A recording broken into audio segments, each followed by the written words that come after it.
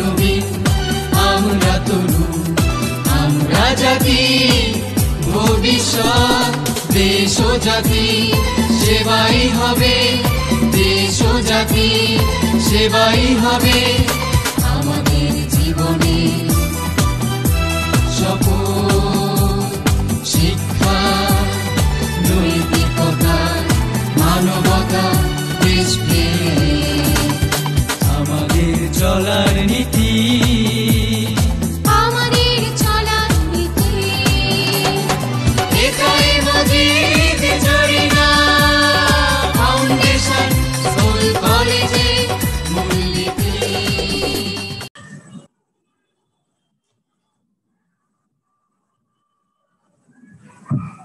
প্রিয় শিক্ষার্থীরা, আজকে অনলাইন ক্লাসে সবাইকে স্বাগত জানাচ্ছি।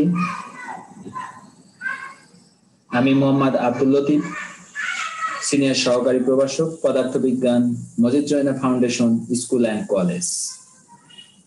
প্রিয় শিক্ষার্থীরা, আজকে নবম দশম শ্রেণীর পদার্থবিজ্ঞান ক্লাস নিয়ে আমি অনলাইন প্ল্যাটফর্মে তোমাদের সামনে উপস্থিত হয়েছি।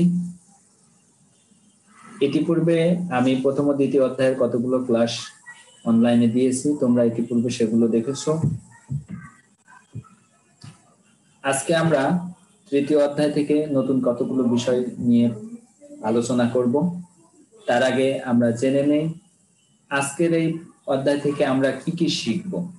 আজকে তৃতীয় অধ্যায় বল নিয়ে আজকের আলোচনা থেকে আমরা যে বিষয়গুলো শিখতে পারবো সে বিষয়গুলো হলো বলের গুণগত ধারণা ব্যাখ্যা করতে পারবে, মৌলিক বলের প্রকৃতি ব্যাখ্যা করতে পারবে, সাম্য ও অসাম্য বলের প্রভাব ব্যাখ্যা করতে পারবে, স্পর্শ ও অস্পর্শ বলের প্রকৃতি ব্যাখ্যা করতে পারবে, নিউটনের গতির প্রথম সূত্রের সাহায্যে জড়তার ব্যাখ্যা করতে পারবে, ভরবেগ ও সংঘর্ষ ব্যাখ্যা করতে পারবে, নিউটনের গতির দ্বিতীয় সূত্র ব্যবহার করে বল পরিমাপ করতে পারবে এবং নিউটনের গতির তৃতীয় সূত্র ব্যবহার করে ক্রিয়া ও প্রতিক্রিয়া বল ব্যাখ্যা করতে পারবে। প্রিয় শিক্ষার্থীরা, আমরা এ পর্যায়ে কতগুলো ছবি দেখতে পাচ্ছি। আমি আরো একটি ছবি দেখতে পাচ্ছি। আমরা এখানে তিনটি ছবি দেখতে পাচ্ছি।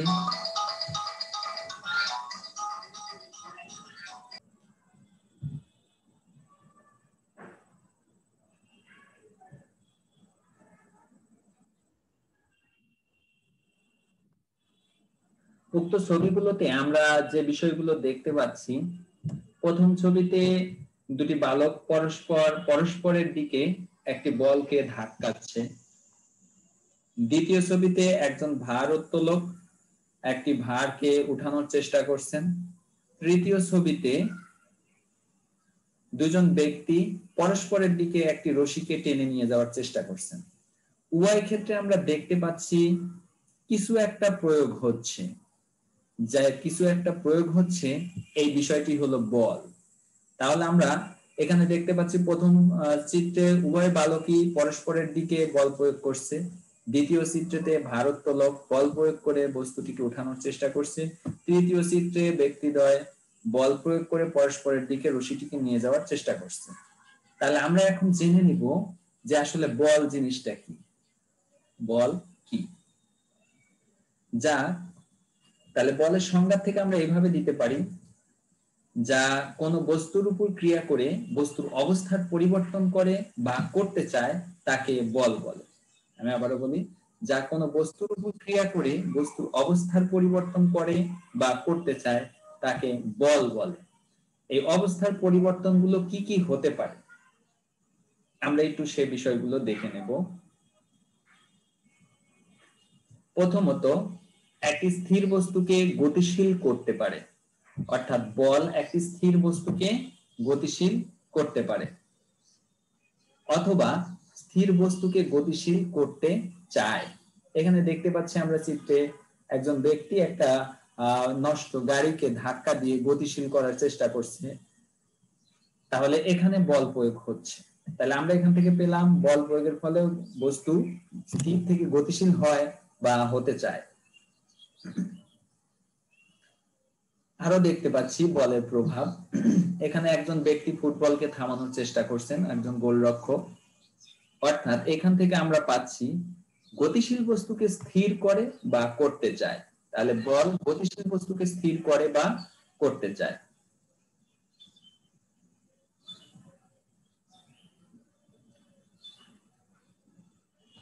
আমি আরো একটি ছবি দেখতে পাচ্ছি। এখানে একটি গাড়ি, ব্যাটারি চালিত কোন একটা গাড়ি সুতাতে বেঁধে টেনে ধরে ছেড়ে দেওয়া হচ্ছে, ফলে গাড়িটি বৃত্তাকার পথে ঘুরছে। এখন আমরা এখানে দেখতে পাচ্ছি গাড়িটির বেগ একদিকে আর সুতা দিয়ে টেনে ধরে আসছে আরেকদিকে, অর্থাৎ সুতার টানের কারণে গাড়িটার বেগের বা গতির দিক পরিবর্তন হচ্ছে। এবার আমরা আসছি পরের চিত্রে। এখানে বল প্রয়োগ করার ফলে একটি প্লাস্টিকের বলটি বিকৃত হয়ে গেছে, অর্থাৎ অনেকটা চুপসে গেছে। তাহলে আমরা বলতে পারি বস্তুর আকার আকৃতির পরিবর্তন করে, অর্থাৎ বল প্রয়োগে বস্তুর আকার আকৃতি পরিবর্তন হয়। এবার আমরা চলে আসব মৌলিক বল নিয়ে। যে সমস্ত বল অন্য কোনো বলের উপর নির্ভর করে না, বরঞ্চ অন্যান্য বল এ সমস্ত বলের উপর নির্ভর করে, এই বলগুলোকে বলা হয় মৌলিক বল। মৌলিক বল আছে 4টি। 1 নাম্বার মহাকর্ষ বল। এই মহাবিশ্বের যে কোনো দুটি বস্তুর মধ্যে যে আকর্ষণ বল, এটি হলো মহাকর্ষ বল। এবং বলগুলোর মধ্যে, মৌলিক বলগুলোর মধ্যে মহাকর্ষ বল সবচেয়ে দুর্বলতম। এরপর আসে তাড়িৎ চুম্বক বল। তাড়িৎ চুম্বক বল কি? একটা তড়িৎ ক্ষেত্রের মধ্যে, অর্থাৎ একটা চৌম্বক ক্ষেত্রের মধ্যে যদি একটা গতিশীল আধান কম্পিত করা হয় বা তড়িৎ প্রবাহ চালনা করা হয় কোনো পরিবাহীর মধ্য দিয়ে, তাহলে সেখানে একটি বল পাওয়া যায়। অর্থাৎ চুম্বক ক্ষেত্র এবং তড়িৎ ক্ষেত্র উভয়ের প্রভাবে একটি বল পাওয়া যায়। এই বলটি তাড়িৎ চুম্বক বল নামে পরিচিত। মহাকর্ষ বলের তুলনায় তাড়িৎ চুম্বক বল তুলনামূলক শক্তিশালী। এবার আসবো দুর্বল নিউক্লিয় বল। দুর্বল নিউক্লিয় বল কি? যে বলের কারণে তেজস্ক্রিয় মৌলগুলোর থেকে অনবরত আলফা বিটা গামা রশ্মি অর্থাৎ তেজস্ক্রিয় বিকিরণ ঘটে, অর্থাৎ নিউক্লিয়াস থেকে বিকিরণ সম্পন্ন হয়, এই দুর্বল বলকেই বলা হয় দুর্বল নিউক্লিয় বল। এটি অনেকটাই দুর্বল প্রকৃতির বল। তবে মহাকর্ষ বলের তুলনায় এই বল কিছুটা সবল। এবং শেষ যেটি, চতুর্থ, সবল নিউক্লিয় বল। বলগুলোর মধ্যে সবচেয়ে শক্তিশালী বল হলো সবল নিউক্লিয় বল। সবল নিউক্লিয় বল কি? আমরা জানি নিউক্লিয়াসের ভিতরে থাকে প্রোটন এবং নিউট্রন। প্রোটন এবং প্রোটন উভয়ই, প্রোটনগুলো হলো ধনাত্মক প্রকৃতির, কিন্তু ধনাত্মক প্রকৃতির প্রোটনগুলো পরস্পর বিকর্ষিত হওয়ার কথা। কিন্তু নিউক্লিয়াসের ভিতরে অসংখ্য প্রোটন, অনেকগুলো প্রোটন একত্রিত থাকে। এর কারণ হলো একটা শক্তিশালী বল এই বিকর্ষণধর্মী পরস্পর প্রোটনগুলোকে একত্রিত করে রাখে। এই বলটি হলো সবল নিউক্লিয় বল। অর্থাৎ যে শক্তিশালী বলের কারণে নিউক্লিয়াসের ভিতরে নিউক্লিয়নগুলো পরস্পর যুক্ত হয়ে থাকে বা একত্রিত থাকে, তাকে বলা হয় সবল নিউক্লিয় বল। নিউক্লিয়ন কি? নিউক্লিয়াস যে ক্ষুদ্র ক্ষুদ্র কণা দিয়ে গঠিত হয় তাদেরকে নিউক্লিয়ন বলে। যেমন প্রোটন, নিউট্রন, এগুলো প্রত্যেকই এক একটি নিউক্লিয়ন। বলের ধারাবাহিকতায় আমরা বলতে পারি সবচেয়ে শক্তিশালী বল হলো সবল নিউক্লিয় বল, তারপরেই থাকবে তড়িৎ চুম্বক বল, এরপর দুর্বল নিউক্লিয় বল, সবচেয়ে দুর্বল হলো মহাকর্ষ বল, অর্থাৎ সবল তড়িৎ, দুর্বল মহাকর্ষ। এবার আমরা বিভিন্ন প্রকার বল নিয়ে আলোচনা করব। আমরা একটা ছবিতে দেখতে পাচ্ছি এখানে একটি খেলা সংগঠিত হচ্ছে, যেটাকে আমরা রশি টানা খেলা বলি। এই খেলায় আমরা দেখতে পাচ্ছি এক পক্ষে একদিকে টানছে, আরেক পক্ষ বিপরীত দিকে টানছে। মাঝখানের এই লাল ফিতেটা যদি দাগটিকে অতিক্রম করে যেদিকে চলে যাবে সেই পক্ষ বিজয়ী হবে। আমরা এই চিত্রে দেখতে পাচ্ছি যে লাল ফিতাটি দাগের ঠিক মাঝ বরাবর আছে, অর্থাৎ কোনো দিকেই যাচ্ছে না, তার স্থির অবস্থায় আছে। কিন্তু উভয় দিকে বিপরীত দিকে দুই ধরনের বল প্রযুক্ত হচ্ছে। উভয় পাশের বলগুলো সমান হওয়ার কারণে লাল ফিতাটি কোনো দিকেই যাচ্ছে না। যদি এরকম কতগুলো বল ক্রিয়া করে সাম্য অবস্থা বা স্থির অবস্থার সৃষ্টি করে, তাহলে এই ধরনের বলকে বলা হয় সাম্য বল। তাহলে চিত্রে আমরা দেখতে পাচ্ছি সাম্য বল। সাম্য বলের সঙ্গে আমরা বলতে পারি যে কতগুলো বল ক্রিয়াশীল হয়ে যদি লব্ধি শূন্য হয়, অর্থাৎ স্থির অবস্থার সৃষ্টি করে, তবে তাকে বলা হয় সাম্য বল। আমরা আরো একটি চিত্র দেখতে পাই। এই চিত্রে দেখা যাচ্ছে আগের মতোই একটি রশি দিয়ে টানাটানি অবস্থায় এক পক্ষ আরেক পক্ষকে টেনে তাদের দিকে নিয়ে আসছে, অর্থাৎ ব্যক্তিটিকে বালিকা দুজন টেনে তাদের দিকে নিয়ে আসলো। অর্থাৎ এইখানে আমরা দেখতে পেলাম দড়িটি সাম্য অবস্থায় থাকলো না, কোনো একদিকে ঝুঁকে গেল। এই একদিকে ঝুঁকে গেলে কতগুলো উভয় পাশে ক্রিয়াশীল বলের কারণে কোনো একদিকে চলে গেল, অর্থাৎ একটা লব্ধি বল পাওয়া গেল। একে বলা হয় অসাম্য বল, অর্থাৎ ভারসাম্য থাকলো না, স্থির অবস্থা থাকলো না। তাহলে যদি কতগুলো বলের ক্রিয়ায় লব্ধি বল শূন্য না হয়, তবে তাদেরকে বলা হয় অসাম্য বল। আমরা আরো কিছু বলের প্রকারভেদ জানবো।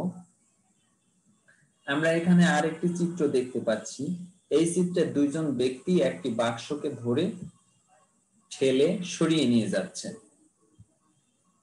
এই বাক্সটিকে ধাক্কা দিয়ে সরিয়ে নেওয়ার জন্য অবশ্যই তাদেরকে বাক্সকে স্পর্শ করতে হয়েছে এবং স্পর্শ করেই বল প্রয়োগ করতে হয়েছে। এই জন্য যদি কোনো বস্তুকে স্পর্শ করে বল প্রয়োগ করতে হয়, তাহলে সেই বলকে বলা হয় স্পর্শ বল। অর্থাৎ যদি কোনো বল ক্রিয়াশীল করতে সংস্পর্শের প্রয়োজন হয়, তবে তাদেরকে বলা হয় স্পর্শ বল। ঠিক অনুরূপ আমরা আরেকটি চিত্র দেখতে পাচ্ছি।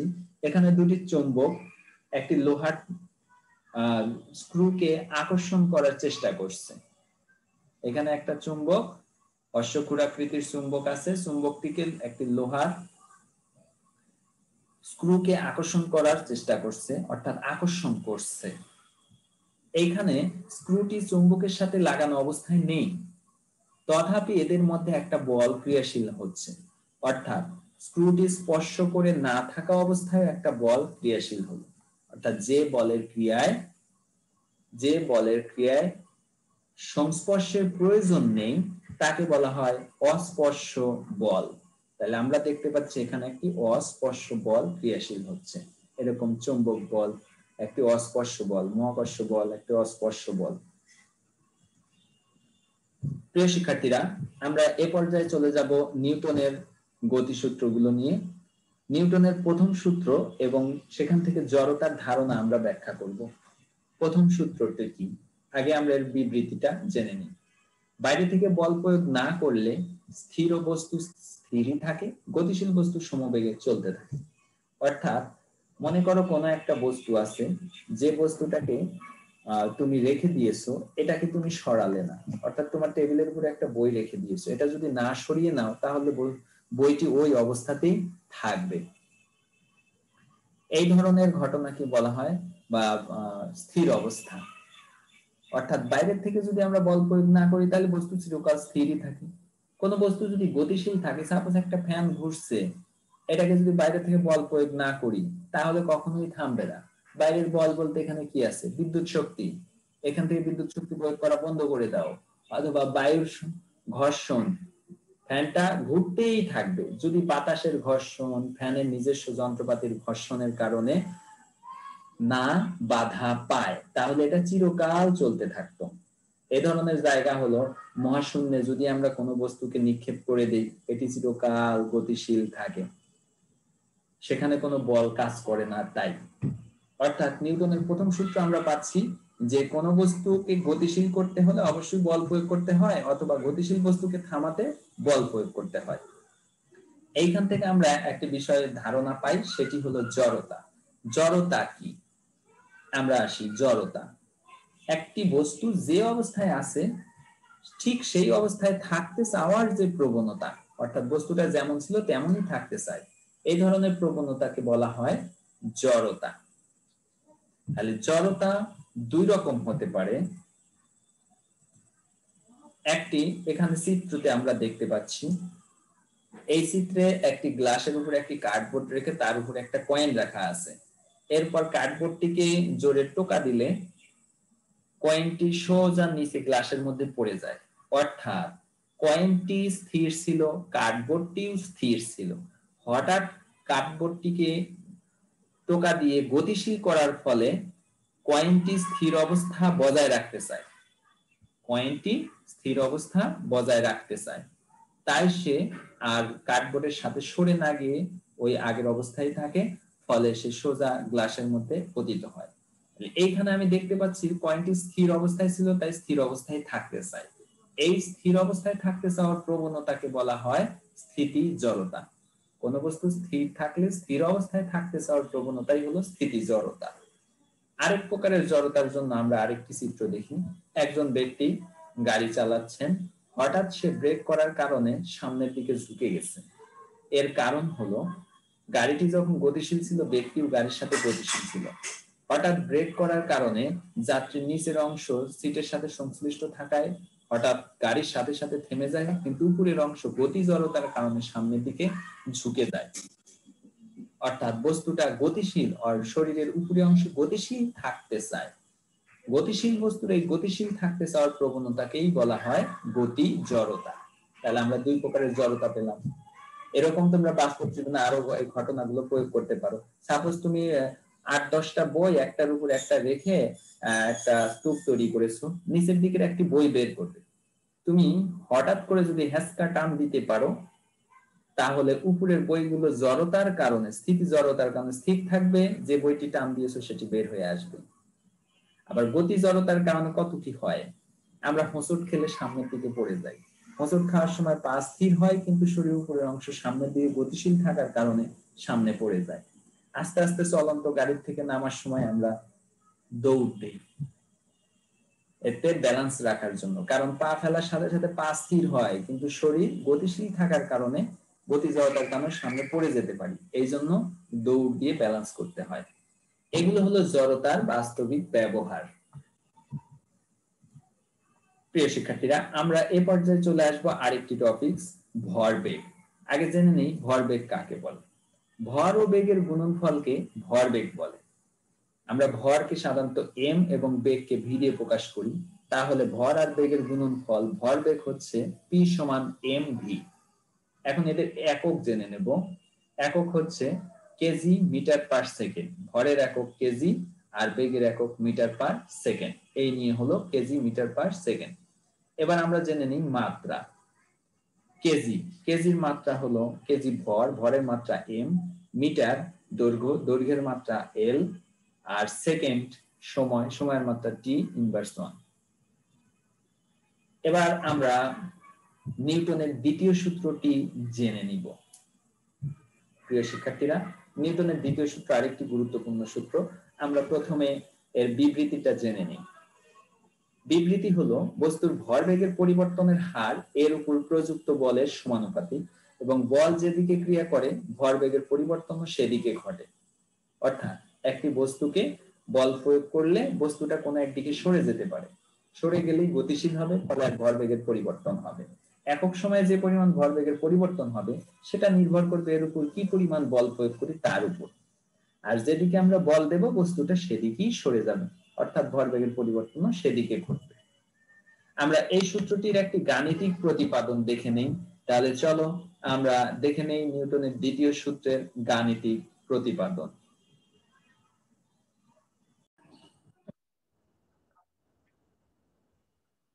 দ্বিতীয় সূত্রটির বিবৃতি ছিল বস্তুর ভরবেগের পরিবর্তনের হার এর উপর প্রযুক্ত বলের সমানুপাতিক, এবং বল যেদিকে ক্রিয়াশীল হয় বস্তুর ভরবেগের পরিবর্তনও সেদিকে ঘটে। তাহলে আমরা নিউটনের দ্বিতীয় সূত্রটা একটু গাণিতিক ভাবে দেখি। এখান থেকে আমরা একটা সূত্র প্রতিপাদন করব। আমি ধরলাম এখানে একটা বস্তু আছে এম ভরের বস্তু, এর আদিবেগ ইউ, এর উপর এফ পরিমাণ বল প্রয়োগ করা হলো। তাহলে বস্তুটা টি সময় ধরে চলে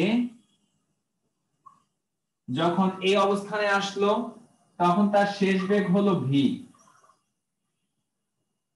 তার মানে একটি বস্তুর উপর m ভরের একটি বস্তুর উপর f পরিমাণ বল প্রয়োগ করার ফলে বস্তুটা আদি বেগে u ছিল, এই অবস্থানে তার বেগটা ছিল u, এরপর বল প্রয়োগ করার ফলে ক্রিয়াশীল বলের কারণে বস্তুটা সরে গেল, গতিশীল হলো, তার বেগ u থেকে বেড়ে হয়ে গেল v পরিমাণ।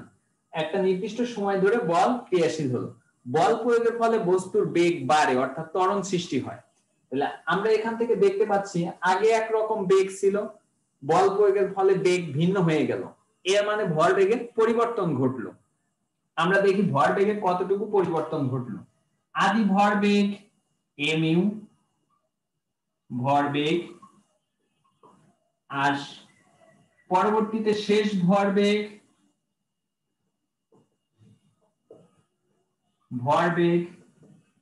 mv, এটা আদি লিখে দিলাম।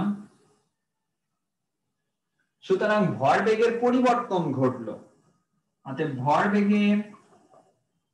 ভরবেগের পরিবর্তন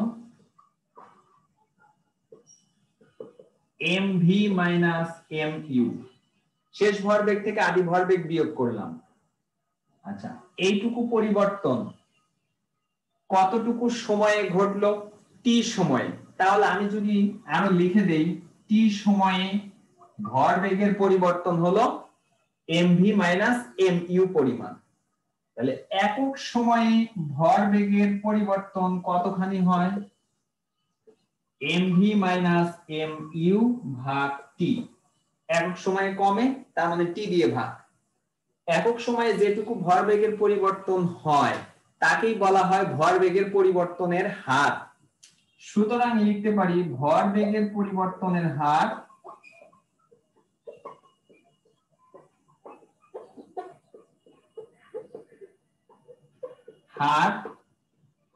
mv মাইনাস mu ভাগ টি। এখন এখান থেকে যদি আমরা m কমন নেই তাহলে কি আসে? m কমন নিলে v মাইনাস u ভাগ টি। ত্বরণের সংজ্ঞা থেকে আমরা জানি v মাইনাস u ভাগ টি সমান সমান ত্বরণ a, সুতরাং ma। তার মানে ভরবেগের পরিবর্তনের হার আমরা লিখতে পারতেছি ma। এখন নিউটনের দ্বিতীয় সূত্রটিকে আমরা গাণিতিক ফর্মুলায় নিয়ে আসি, তাহলে কি হবে?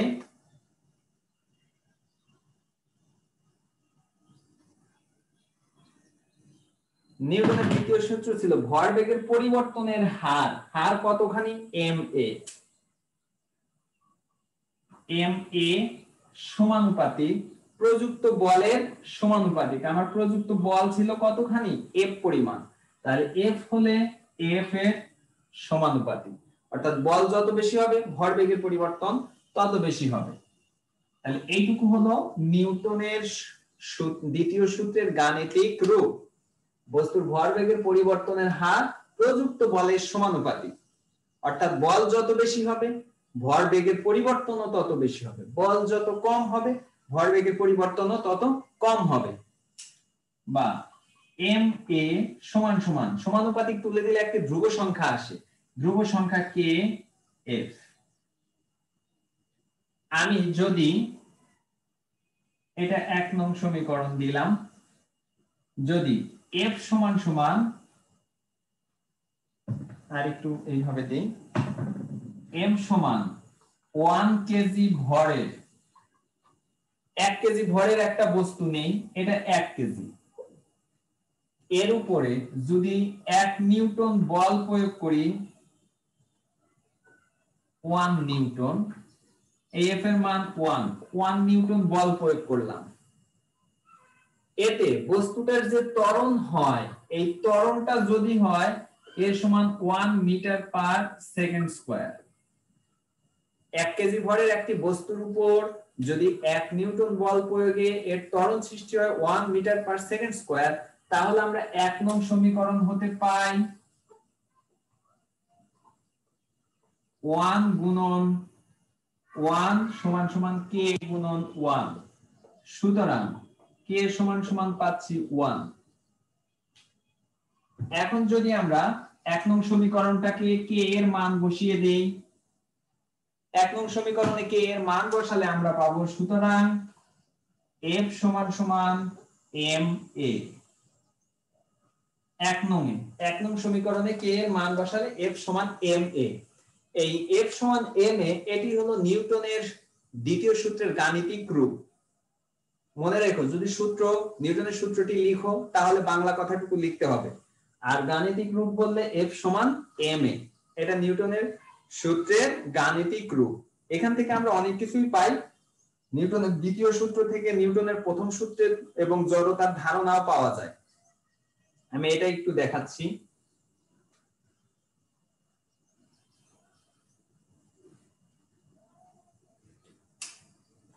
দ্বিতীয় সূত্র হতে প্রথম সূত্র অথবা জড়তা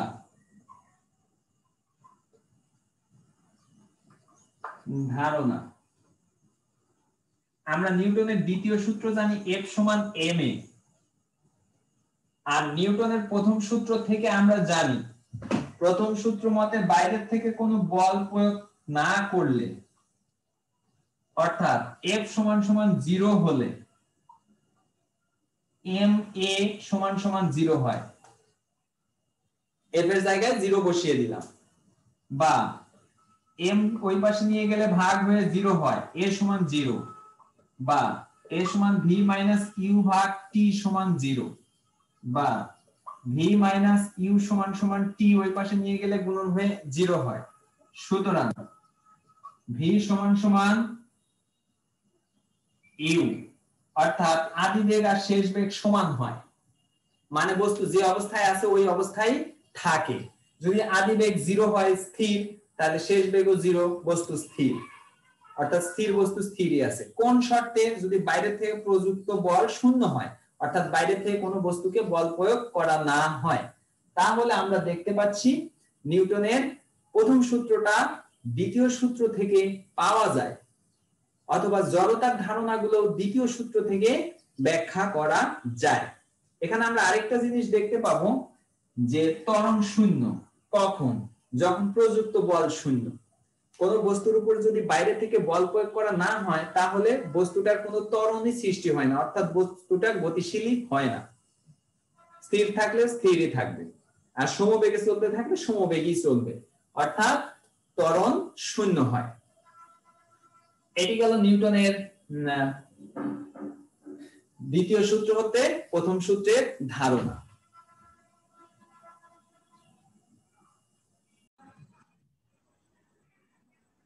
আমরা এই পর্যায়ে নিউটনের তৃতীয় সূত্র নিয়ে আলোচনা করব। প্রথমে নিউটনের তৃতীয় সূত্রটির বিবৃতি জেনে নিই। তার আগে আমরা এখানে একটি ছবি দেখতে পাচ্ছি। এই ছবিতে দেখতে পাচ্ছি একটি রকেট উড়ে যাচ্ছে, পিছন দিয়ে আগুনের ফুলকি বের হচ্ছে, অর্থাৎ প্রচন্ড বেগে ধোঁয়া বের হচ্ছে। অর্থাৎ এই ধোঁয়াগুলো যখন পিছন থেকে বের হয় তখন রকেটটাকে উপরের দিকে একটা ধাক্কা দেয়। এই ধাক্কার ফলে রকেটটা উপরের দিকে চলতে থাকে। তাহলে আমরা দেখতে পাচ্ছি আগুনের কুণ্ডলী অর্থাৎ ধোঁয়া পিছন দিকে একদিকে বের হচ্ছে আর রকেটটার উল্টো দিকে যাচ্ছে। এখান থেকে আমরা নিউটনের তৃতীয় সূত্রটা বিবৃতি দিতে পারি, সেটি হলো প্রত্যেক ক্রিয়ারই একটি সমান ও বিপরীত প্রতিক্রিয়া আছে। অর্থাৎ সাপোজ আমরা যদি স্বাভাবিকভাবে বলি, তোমাকে কেউ একজন একটা বকা দিল, তুমি ঘুরে উঠে আর একটা বকা দিয়ে ফেলো, তার মানে এ ধরনের কি বিষয়গুলো হলো প্রতিক্রিয়া। এখানে আমরা দেখতে পাচ্ছি যখন ধোঁয়ার কুণ্ডলী পিছন দিকে বের হয়, ক্রিয়াশীল হয়, তখনই পিছন দিকে তার উল্টো দিকে একটা প্রতিক্রিয়া সৃষ্টি হয়। এই প্রতিক্রিয়ার কারণেই রকেটটা গতিশীল হয়। আমরা বাস্তব জীবনে এরকম অনেক কিছুই ব্যবহার করি, যেমন হাঁটতে গেলে আমরা মাটিতে পা দিয়ে বল প্রয়োগ করি, ফলে মাটি আমাদের একটা প্রতিক্রিয়া দেখায়, এতে আমাদের পাটা তুলে সামনের দিকে গতিশীল হতে পারে। দেখবা কাদা মাটি প্রতিক্রিয়া সহজে ভালোভাবে দিতে পারে না, কারণ এটি ছড়িয়ে পড়ে, দুর্বল, তাই কাদা মাটিতে হাঁটা কষ্টকর। শুকনো বালুর মধ্যে এরকম হাঁটা কষ্টকর, প্রযুক্ত বল ছড়িয়ে পড়ে, প্রতিক্রিয়াগুলো ভালো হয় না, তাই হাঁটাটা কষ্টকর হয়। একটি ফুটবল যদি মাটিতে ফেলে দাও তাহলে ড্রপ খেয়ে ফেরত আসবে, সেটাও একটা প্রতিক্রিয়া। তাহলে এগুলো হলো নিউটনের তৃতীয় সূত্রের বাস্তব জীবনে আমাদের প্রয়োগ। আমরা এবার এই নিউটনের তৃতীয় সূত্রের প্রতিপাদন এবং সেখান থেকে ভরবেগের নিউটনের দ্বিতীয় সূত্রের ব্যাখ্যায় চলে আসব। অর্থাৎ নিউটনের তৃতীয় সূত্র থেকে আমরা ভরবেগের সংরক্ষণশীলতার নীতি আরেকটি সূত্র প্রতিপাদন করব এবং ব্যাখ্যা করব। তাহলে চলো আমরা নিউটনের তৃতীয় সূত্রের গাণিতিক রূপটি দেখি এবং ভরবেগের সংরক্ষণশীলতা নীতিটি সম্পর্কে আলোচনা করি।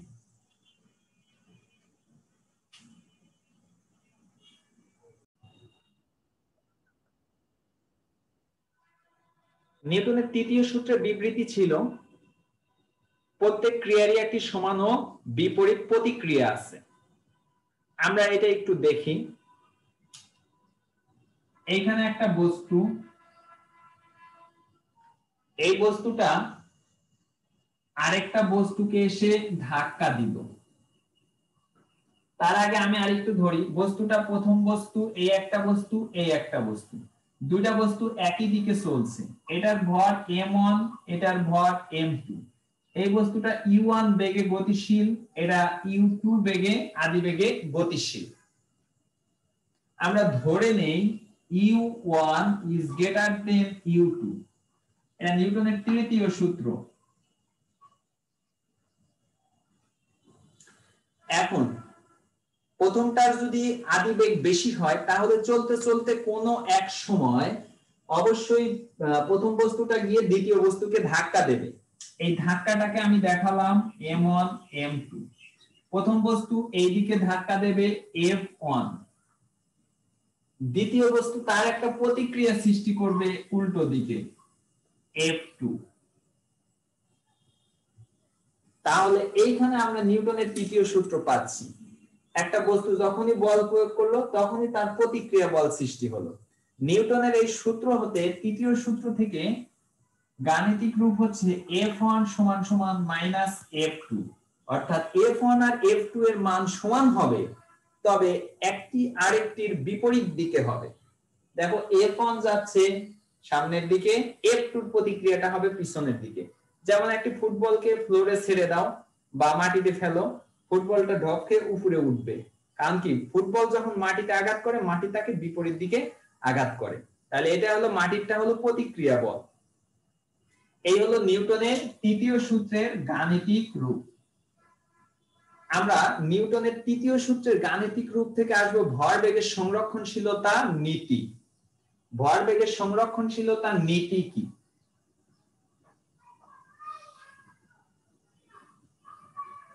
আমি এই চিত্রটি ব্যবহার করব। ভরবেগের সংরক্ষণশীলতা নীতি।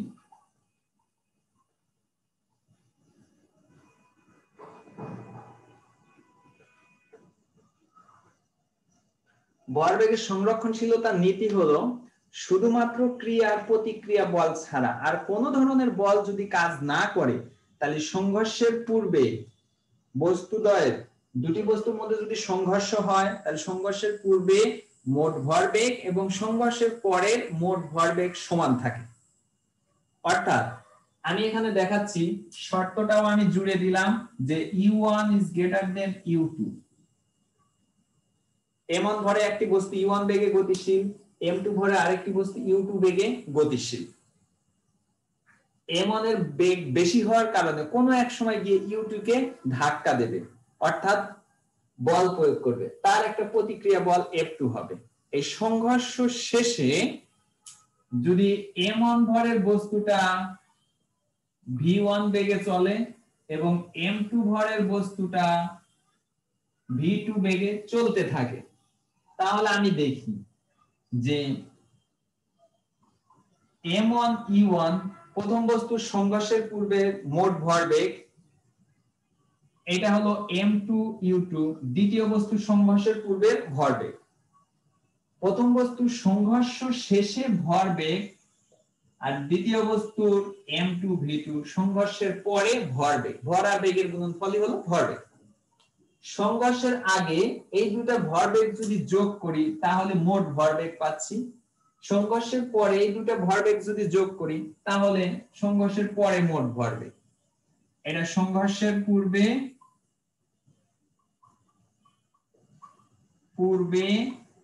মোট ভরবেগ আর এটা সংঘর্ষের পর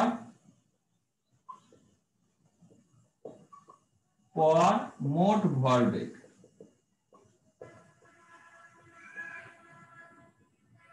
ভরবেগের সংরক্ষণশীলতার নীতি অনুযায়ী এইখানে যদি ঘর্ষণ বল কাজ না করে, কেউ যদি না ধরে, বাতাসের বাধা যদি না থাকে, শুধু এই ক্রিয়া আর প্রতিক্রিয়া বলই যদি থাকে, তাহলে এই মোট ভরবেগ আর এই মোট ভরবেগ সমান হবে, অর্থাৎ এই অংশ সমান এই অংশ।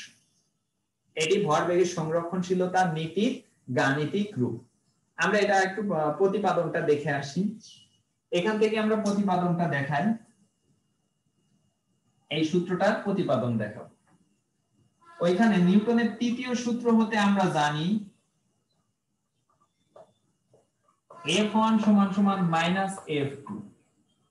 F1 সমান কি হবে? M1 A1 সমান মাইনাস M2 A2।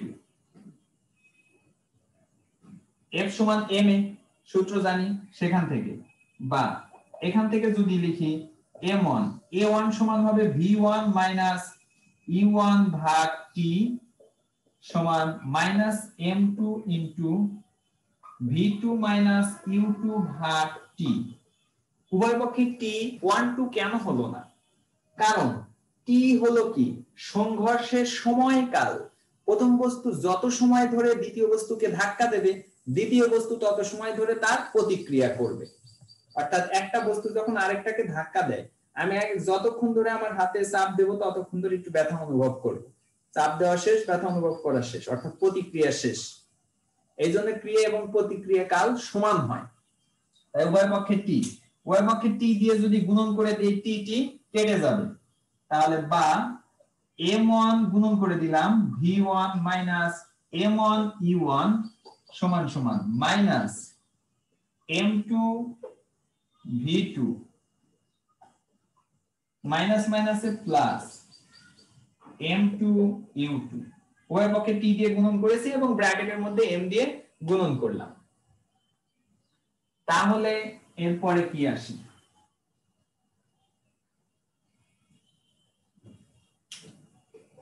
বা এখান থেকে দেখো সব ওয়ান গুলো দেখো, ইউ গুলো এক পাশে করি আর ভি গুলো এক পাশে করি। এই পাশে থাকলো M1 V1, ওই পাশে মাইনাস আছে, এই পাশে আনলাম M2 V2 সমান সমান, ওই পাশে ছিল M2 U2 আর এই পাশ থেকে মাইনাস M1 E1 ডান পাশে পক্ষান্তর করলাম, ডান পাশে গিয়ে হলো plus M1 E1 plus M2 U2। And শেষ লাইন একটু সাজিয়ে লিখি M1 E1 plus M2 U2 সমান M1 V1 plus M2 V2। এটাই হলো ভরবেগের সংরক্ষণশীলতা নীতি। প্রিয় শিক্ষার্থীরা, এই সূত্রটা খুব বেশি করে মনে রাখবে। এই অধ্যায়ের বেশিরভাগ অঙ্কই এই সূত্রে, বেশিরভাগ অঙ্কই এই সূত্রে। এখন যদি এরকম ঘটনা ঘটে, সংঘর্ষের পর এই দুইটা বস্তু একত্রে মিলিত হয়ে জোড়া লেগে, এটা আর এটা জোড়া লেগে গেল M1 M2, তারপরে একসাথে চলতে শুরু করলো। একসাথে চলতে শুরু করলে V1 সমান V2 সমান সমান 1 V, একই বেগ হবে। দুইজন জোড়া লেগে একই বেগে চলবে, সেম বেগ। তখন আমরা এই সূত্রগুলাই লিখতে পারি V1 এর জায়গায় V,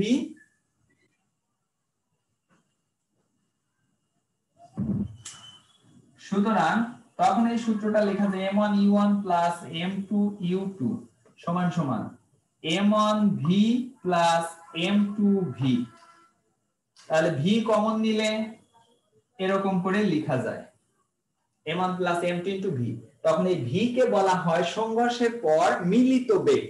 সংঘর্ষের পর মিলিত বেগ। গাণিতিক সমস্যাগুলো এরকম মিলিত বেগ নির্ণয় করার সমস্যাগুলো থাকে, এগুলো সমাধান করতে হয়। আচ্ছা, আমি আরো একটা এখান থেকে সূত্র দেখাবো। তাহলে আমরা আরেকটা সূত্র পেয়ে গেলাম। আমি আরো একটা সূত্র দেখাবো।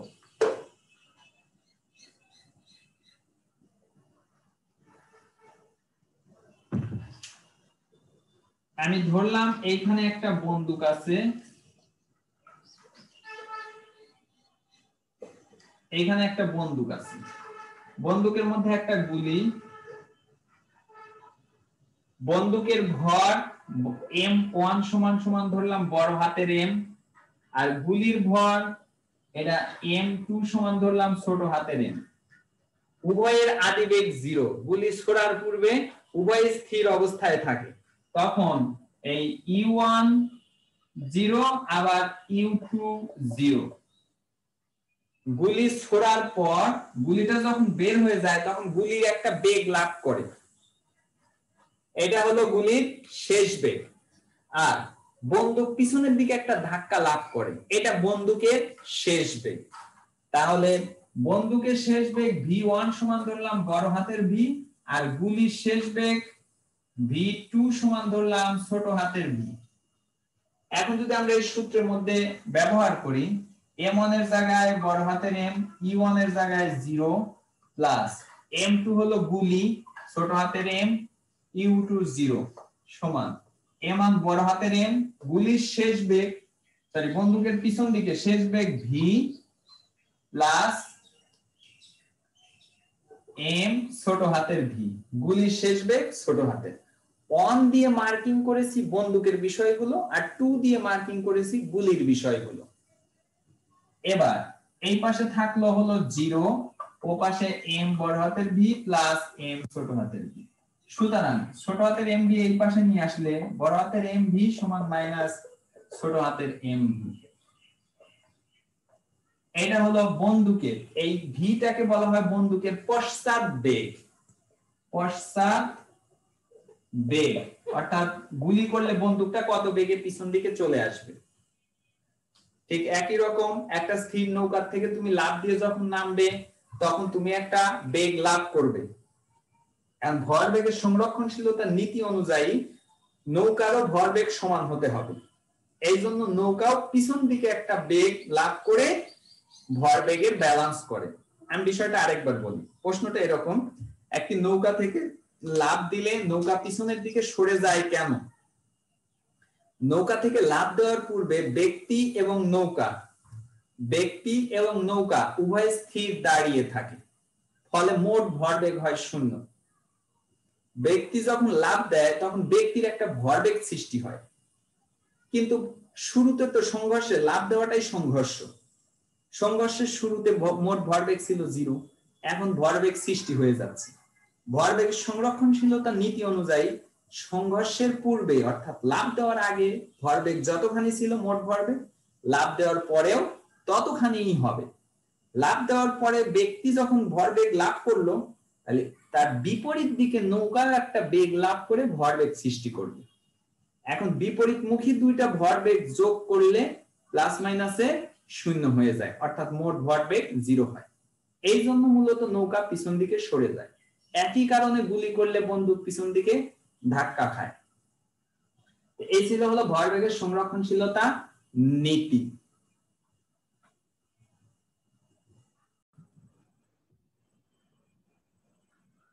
শিক্ষার্থীরা, আজকের এই আলোচনাগুলো শেষে তোমাদের বাড়ির কাজ থাকবে।